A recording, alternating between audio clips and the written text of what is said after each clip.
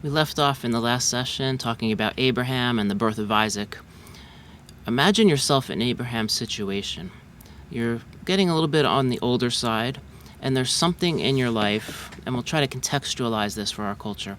There's just something that you always assumed you would have, you always wanted.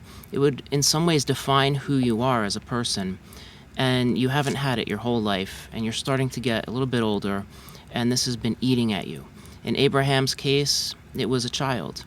He had nobody to carry on his family line, and as we talked about in that culture, that means your identity ceases to exist. People would live on, in a sense, by having children, and your identity is your family. So as long as your family line continues on, you continue on. And without that, you will cease to exist. And this is like the biggest deal thing that you could possibly ask for. In our culture, it could still be children, it could be a career, there are lots of things. It could be a spouse, lots of things that it could be. But imagine you don't have that, and years are going by, you're getting older, and then one of many gods that people worship comes to you and starts talking to you somehow and tells you, I'm going to give you that thing. And you start following that god. And at the same time, your next door neighbor has a child, right? And that child starts to grow up. The child learns to walk. The child goes to school. The child graduates from school, and now she drives by and waves to you in her new car. She goes to college. She graduates from college. She goes to grad school for a master's degree. She begins a PhD program, and 25 years have gone by, and you're still saying, what's with the promise? Hey, remember that thing you said you were going to do for me? You haven't done it. There have to be some doubts in Abraham's mind, right? It was 24 years. Abraham was 75 years old when we start reading about his journey in the book of Genesis in the Bible. And he is 100 years old when Isaac is born. And, we've seen lots of problems along the way, lots of things that happened during this journey, but he's just waiting and waiting for this child that this God promised him. And it hasn't come. Well, finally, after 25 years, which is longer than some viewers here have been alive, after 25 years, you actually receive this thing that this God had promised you. And how ecstatic would you be? Now, for Abraham, as we mentioned, he already had Isaac. He had it by sleeping with his wife's servant. That's how Isaac was conceived, and Isaac was born, and Abraham truly loved Isaac with all his heart. Isaac was going to be, in Abraham's mind, the one that God would use to carry out his promise, to give him descendants, to be a blessing to all the nations. And, time went by. More than a decade went by where Abraham thought this. And after 13 years, God appears to Abraham again, saying, I have a little detail to correct here. I meant a son that you would have by your wife, Sarah, not by this other child, Ishmael, born outside of your relationship with your wife. So, Abraham's going to be so conflicted about this, right? Finally, this son is born. He's named Isaac. Ishmael, his firstborn, is 14 years old. He was circumcised at 13. Another year had gone by, and now he's 14. And at some point, Ishmael comes in where everybody's hanging out, and there's the baby, right? Sarah's there holding the baby. Ishmael comes over and starts making fun of him, starts mocking him. And now he's 14. 14-year-olds do that sort of thing, right? But in this culture, at 14, you're considered an adult. And, 14 was different then than it is now. But I'm sure, as a 14-year-old, I'm sure there's still, the same types of jokes that he would make and whatever. Well, Sarah throws him and his mom, Hagar, out of the house. She actually tells Abraham to do it. Abraham is distraught, and for reasons I don't understand yet, God said, yes, Abraham, go ahead and do that. Doesn't seem like God's character, and yet, there are ways to explain it that I understand, but it just doesn't sit right. There are things in the Bible where if the Bible doesn't bother you every now and then a little bit, you're probably reading your own beliefs into it.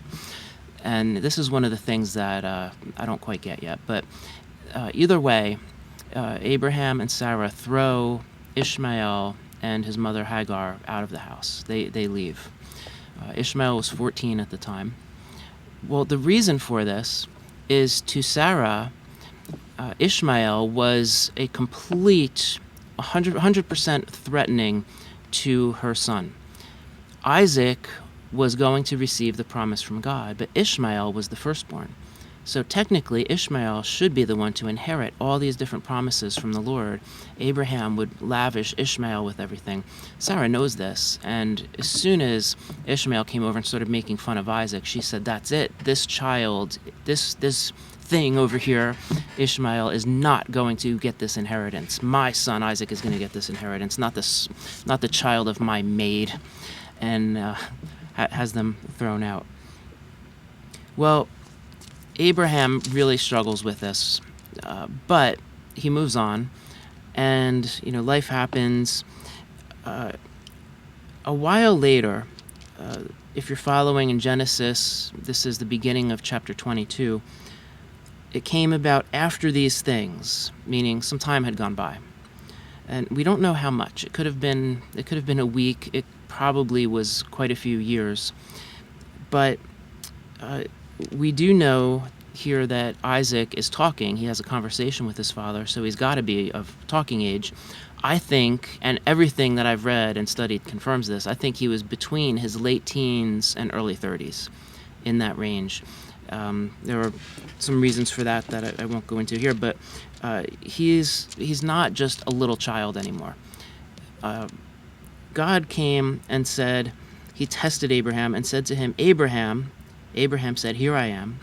God said, "Take now your son, your only son, whom you love, Isaac, and go to the land of Moriah, and offer him there as a burnt offering on one of the mountains on which I will tell you." So Abraham's got to be like, wait, do what now? You told me this was the child of the promise? I've sent Ishmael away, in a sense, disowned Ishmael, and now you want me to kill the son that you gave me, saying this is the one? Well, this raises so many questions. One, why would God do this? Why would God ask this of Abraham? And two, why would Abraham do it? Abraham went ahead and actually went up to the mountain, did everything that God told him to do. Why? Well, it's easy for people who have been in Christian circles for a long time to just kind of explain it away. It's a lot harder if you put yourself in Abraham's position and you let yourself know about God what Abraham knew about God, which was not that much. Abraham didn't have the Bible, so Abraham couldn't read the Bible and find out what happens next.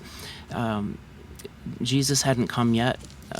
There are all sorts of things that hadn't happened. Abraham had very limited knowledge of the Lord, really only what the Lord told Abraham so far. I'll make a case that God told Abraham a lot more than what's recorded for us in Scripture. And here, I'll give you a couple of reasons why as we go along here, right? But for now, there are questions here that we have to wrestle through. Why would God ask this of Abraham? Why is it so easy for Abraham to get up and do this? Well, Abraham he got up the next morning. He rose early in the morning, saddled his donkey, took a couple servants with him, and took Isaac his son. They got some wood for the burnt offering. On the third day of their journey, while they were traveling, Abraham raised his eyes and saw the place from a distance. Abraham said to his young man, "Stay here with the donkey. I and the lad will go over there. We will worship and return to you." And the grammar there suggests that Abraham is saying, we will worship, right? Me and Isaac. Isaac and I, we will worship, and we will return to you. So now he could just be saying that to the servants so the servants don't stop him, but I think there's more to it than that. Much later on in this whole series here, we'll get to the book of Hebrews in the New Testament, and Hebrews looks back at this and talks about some of the great men and women of faith. And one of the things this says about Abraham is that Abraham just assumed that God could raise the dead.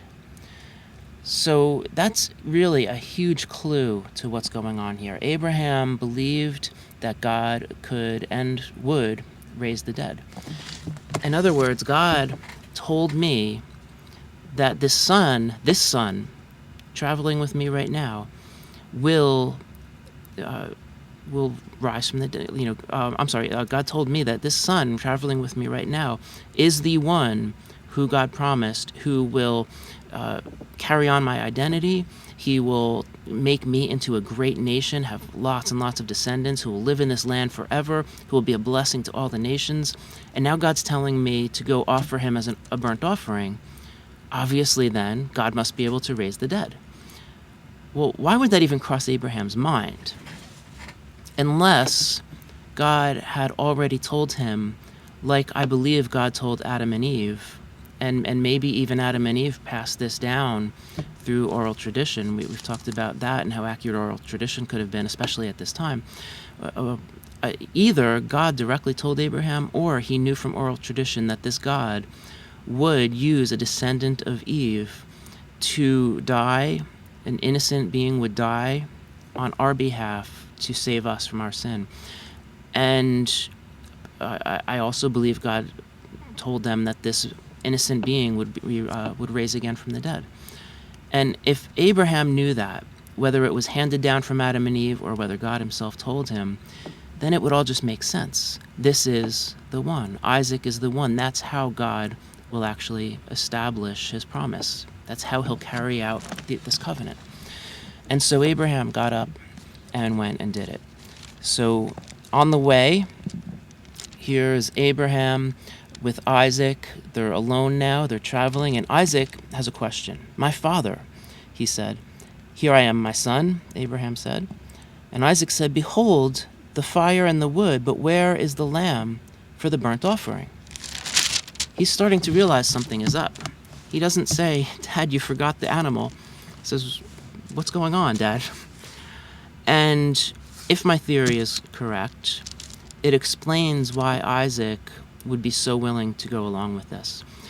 Now, I've talked with people from the Middle East, and they tell me whatever your father says, you do it, period. And it's sort of understood. If your father tells you, "Lie down here on this altar so I can tie you up with rope," you would do it because your father said so. And just no questions, you don't put up a fight, you don't do anything. But there's also this understanding that your father would never actually offer you as a sacrifice. So part of it, it is Middle Eastern culture being lived out here. Isaac would not question. He would just lie down on the altar when Abraham asked. Right? But still, Abraham, at this point, if I'm correct about Isaac's age, and let's say for round figures, let's say he's 20 years old, that would make Abraham 120 years old. If there's any sort of a struggle, who's going to win? The 20-year-old or the 120-year-old? Right? And I'd put my money on Isaac.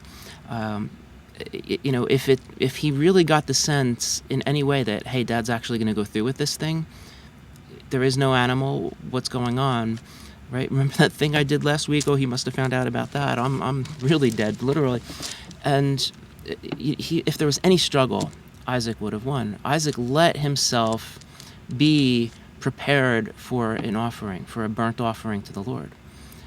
So why would he do this so willingly?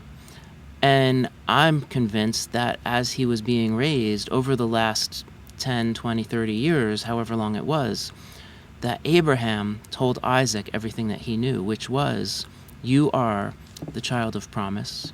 You are the one God promised to carry on my family name, my identity, and you'll become a great nation, and you'll be a blessing to all nations. And I think he added what he knew, whatever it was that he knew about God's plan, that an innocent being would die in place of the guilty. And as Abraham was tying Isaac up, I'm convinced that Abraham was saying, Isaac, this has to happen. It's time. God has told me it's time. You are the one. You will be killed. God will raise you from the dead. And because Abraham did this, God says to Abraham, because you did this, you are considered righteous because you believed. So Abraham built the altar, he arranged the wood, he bound his son Isaac and laid Isaac on the altar on top of the wood. Abraham stretched out his hand and took the knife to slay his son, but the angel of the Lord called to him from heaven and said, Abraham, Abraham. And he said, here I am, right? And I picture Abraham with the knife, slowly and just almost pleadingly, I don't want to go through with this, bringing the knife toward Isaac. And then he hears God say, Abraham. And Abraham stops and says, yes, yes, yes. So maybe I don't have to do this after all. And God said, do not stretch out your hand against the lad. Do nothing to him, for now I know that you fear God, since you have not withheld your son, your only son, from me. To fear God, that's a big issue that hopefully we'll understand a little bit more as we go. It doesn't really mean to be afraid of God in the sense of God is like a monster that we have to be terrified of God. It's not that. It's a healthy type fear. And it's similar to the fear that children have of a good parent. When thankfully I don't have to raise my voice very often with my kids. I have great kids, and I'm so thankful. And when I am serious about something, they know it, and they listen. Right? They're not afraid of me in the sense of, oh, Dad's home, hide. Otherwise, we're going to, think about all these horrible things he's going to do to us. It's not like that. But they have a healthy fear that I am the authority figure. And that's, if you take that in a Middle Eastern context, that's really the type of fear that it's talking about. And again, in the Middle East, whatever the father says goes, period. And yet, kids and fathers in the Middle East, they still play together. They roughhouse, they tackle, they have fun. It's not just an authoritarian relationship. So it is that type of fear that God wants. That fear it's directly related to faith. You have faith in God. It has to do with that whole relationship with God. So why then would God say, now I know that you fear me? And let me rephrase that a bit. Now I know that you have a healthy respect for me in this relationship, right? This is a relationship where God loves Abraham. God wants Abraham to love him. And he wants that intimacy in their relationship, the intimacy that God designed us to be in. If you remember back to the first session, first couple of sessions, God designed the world so that God could be in a loving relationship with human beings. And that's what he wants with Abraham. So when he says, now I know that you fear me, well, did God not know that before? Of course God knew it, right? Just like I know things about my kids, except even more so, this is God. This isn't a failed human being. This is God. So, of course, God knew already. A lot of people say it's not so much that God didn't know, it's that Abraham didn't know, and that God was showing Abraham that he did. I don't know that it's that either, to be honest. I think it's similar to that, but with a twist on it. I'm not sure Abraham had even thought about that. So think back to when we started the session. Here's Abraham going through life. Decades go by, and God hasn't kept his promises. I'd be having some doubts. I'm sure Abraham was having doubts. I mean, he did sleep with Hagar, his wife Sarah's maid, in order to have a child, right? He must have been having some pretty serious doubts. And if he's having these doubts, it's hard, not impossible, but it's hard to say I love God when I'm not convinced that I even have faith in God. And I don't think Abraham was convinced of that. And part of the reason I think first of all, the main part of the reason I think God put Abraham through all this was as a sign for Abraham and the rest of us about what's to come, what God would do with his son, with Jesus. Right? It's a sign pointing us to that. But in addition to that, I think God did this for Abraham to put Abraham in a position where Abraham had to decide, do I have this faith in God or not? Do I fear the Lord in that way or not? And when Abraham went through with it, God said, now I know that you have the faith, because at that point, Abraham that pushed Abraham to actually have the faith. Right? It's not that one or the other or both didn't know beforehand whether or not he had faith. I don't think the faith was fully there until Abraham went through these actions. And then the faith was just enhanced so much in Abraham, and this relationship with God was enhanced. Well, Abraham raised his eyes, and there was a ram just caught by its horns in a bush. So Abraham went over and took the ram and offered that instead. And again, this whole idea of an innocent animal being sacrificed in place of the human being. So, that offering Isaac was a sign of that, pointing us to Jesus, but the ram was a sign of that in place of Isaac for Abraham to believe in what God was going to do in the future. And so Abraham called that place, "The Lord will provide." And it is said to this day, "In the mount of the Lord it will be provided." The angel of the Lord called to Abraham a second time from heaven and said, "By myself I have sworn, declares the Lord, because you have done this thing and have not withheld your son, your only son, indeed I will greatly bless you. I will greatly multiply your seed as the stars of the heavens and as the sand which is on the seashore. Your seed shall possess the gate of your enemies. In your seed all the nations of the earth will be blessed, because you have obeyed my voice." So Abraham returned to his young men, the servants. They arose, they went together to Beersheba, and Abraham lived at Beersheba. Well, there's a whole lot going on here, and I hope that we'll get through the Bible and come back and get into some of the other details. But I want to move on a little bit here with Isaac's life. Isaac, his mom died, Sarah, Abraham's wife, died, and he just really was struggling with that for a long, long time. It was really difficult for him, and he wasn't really getting out of that grief cycle.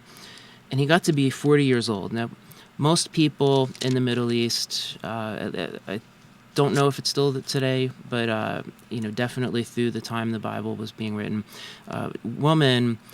girls would be raised and taught how to be a good wife for somebody. Boys would be raised to know how to be a good husband for somebody. They would learn the family business, and the men would really want to be a blessing to their wives. The wives would want to be a blessing to the men, right? But they both had very different roles. So, as a girl, you are usually married into another family around age 13, 14, right? Early teens. And boys would marry these girls when they were in their late teens, usually around 18, give or take a little bit. Isaac was 40. And Abraham, his father, was saying, "We got to do something about this. All he does is sit around playing Nintendo all day. We got to help this guy." So he got his servant, and he had the servant come, and he said, "Place your hand under my thigh, and I will make you swear by the Lord, the God of heaven and the God of earth, that you shall not take a wife for my son from the daughters of the Canaanites among whom I live, but go to my country and my relatives and take a wife for my son Isaac." I feel like you want me to put my hand where now? Under the thigh is a euphemism, a way of saying something else. And the idea is this is a very intimate place, and literally what this servant does literally will determine the future of Abraham's family line, his seed, that God called it the seed. And, put your hand there. And if you're a servant and you put your hand there, you mean business. You're going to carry through with this thing. So it was a symbolic way of making an oath back then. But the servant did this, and he had some questions for Abraham. What if this? What if that? Well, he finally goes to this place. This is way, way, way up north. Long, long journey. And he travels all the way up there, and he's really kind of anxious about finding the right woman. He had he had 10 camels, a whole lot of wealth. And here he shows up and he prays, "God, I need help. I don't really know what I'm doing here, so please help." And he said, "Oh Lord," and he used God's name, "Oh Yahweh, God of my master Abraham," it's not even my God, but God of my master Abraham, "please grant me success today and show loving kindness to my master Abraham. Behold, I am standing by the spring, and the daughters of the men of the city are coming out to draw water. Now may it be that the girl to whom I say, 'Please let down your jar so that I may drink,' and who answers, 'Drink, and I will water your camels also,' may she be the one whom you have appointed for your servant Isaac. And by this I will know that you have shown loving kindness to my master." Now, at first glance, this doesn't sound like that great a sign. I mean, people in the Middle East are expected to show great hospitality. It's a cultural expectation. You do that, period. No matter whether you want to or not, you do it. And usually you want to because it gains great honor for you and therefore for your family. Well, it's not that easy. The sign that this servant of Abraham was asking for, I've learned a little bit more about this. It's not just, "Please give me a drink of water and give some water to my camels." It's, I'm going to say, "Please give me a drink of water. And if this is the girl you want me to bring back to marry Isaac, then Lord, please let her answer, 'Yes, here's some water, and let me water your camels also.'" But camels can drink around, if I remember correctly, check me on this, but it's around 30 gallons of water each. And there were 10 camels. So let's just say the camels aren't completely dry and it's only 20 gallons each. For round numbers, 10 camels, 20 gallons of water each. That's 200 gallons of water. And imagine yourself taking a gallon container of water and carrying that. And then you bring it and pour it out for an animal, and then do that 199 more times, right? That's a whole lot of water and a whole lot of time-consuming work in the middle of the desert area where it's hot already for a total stranger who just asked for a glass of water, right? That's a sign. If you want God to give you a sign, that's not a bad sign. So he sees this girl coming, who happens to be Rebecca, who was born to Bethuel, the son of Milcah, the wife of Abraham's brother Nahor. We're given all that information to say that she was actually related to Abraham. And as we've mentioned before, people back then would marry within the family for a lot of reasons. It has to do with your identity and trust and all sorts of things. But she was definitely a great candidate for marriage. And so the servant of Abraham ran to meet her and said, "Please let me drink a little water from your jar." She said, "Drink, my lord." And she quickly lowered her jar to her hand and gave him a drink. And the servant saying, "Okay, where's the line? Come on, say it, say it." And when she finished giving him a drink, she said, "I will also draw for your camels until they have finished drinking. So yes, I'll go get that other 200 or 300 gallons of water and bring it over for your camels." And the servant said, "Yes, this is great." Well, he meets the family. They arrange the marriage with Isaac, and she travels back with him. And as they're nearing, the servant is there leading this procession. The girl's up in the carriage and the cart. And she's just driving along, and she sees some guy working out in the field. And he's kind of good looking, right? Muscular, hard at work. And she leans over to the servant and says, "Hey, who's that guy out in the field?" And the servant turns around and says, "That is your master Isaac. That's the man who you are marrying." And she goes, "All right, yes," and pulls this veil over her head. He meets her. They're just all into each other. It's a great relationship. She ends up getting pregnant pretty quickly and finds out that she's having twins. So this is where we're going to stop for today, and we'll pick up with Isaac and his twins in the next session. Thank you.